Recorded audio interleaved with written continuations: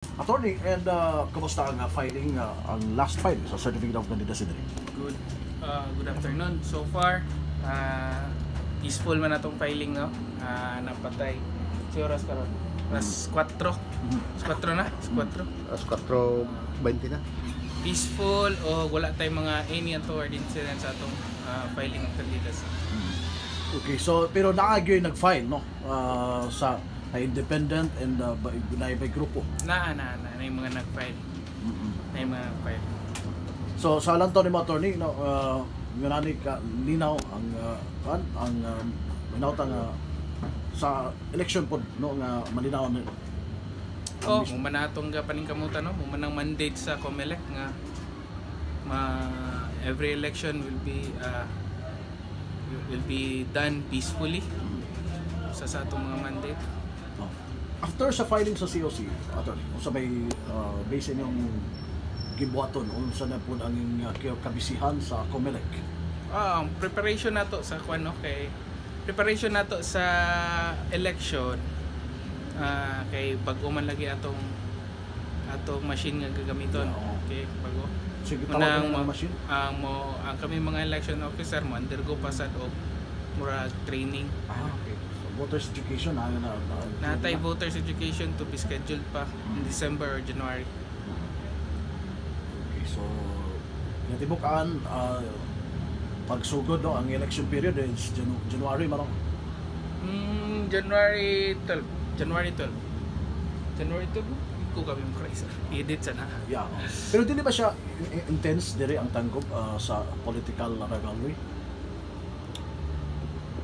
Unsa pasabot nga intense? Intense ba ang kanang grupo ba, ano, ang both side nila? So sa ilang taon sa COMELEC, sa ilang rivalry nila, no, sa magkaatbang sa politika.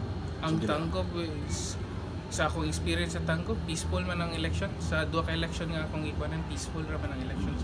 Naay mga kanang lalis pero that's pura part na siya sa election ba. Yeah, So far sa akong duha ka election is successful man akong duha ka election nga is nag-serve ko diri sa tanggap.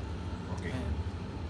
Okay, in terms sa coordination niyo sa PNP and other law enforcement, What's about that? coordination, no, about sa in preparation, no, sa nagsingabot nga PNDI.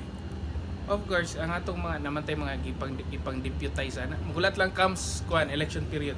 Yes. Natay pang-deputize ana. Ipang-deputize man na natong mga national agencies.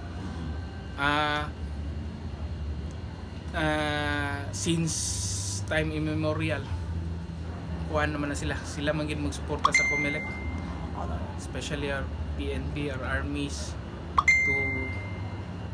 to have the election peaceful, to have a peaceful election. And napoy uban agencies, especially ang DepEd, deputize gyapon ang uban is para mag-serve sa atong election, mga DepEd and any all other agencies. Okay. Attorney, basi ba kayo additional information, no, or panawagan ba sa mga katawan na naminaw dato karon labi na sa Tagum City? Wala na. Wala na. Di na ko nanawagan na naman ko sa last time nga kuan kana mag-file na. No. As early karon kung napay mo file karon sila na gid ang last minute filer. Okay. So may bawa nila kung kinsa, no, may post na niyo phone. Post naman namo every day, after filing day. Amo i-post ang nangag-file dira. Okay. So si Attorney Dan Patrick Garcia, City Election Officer sa Tagum City.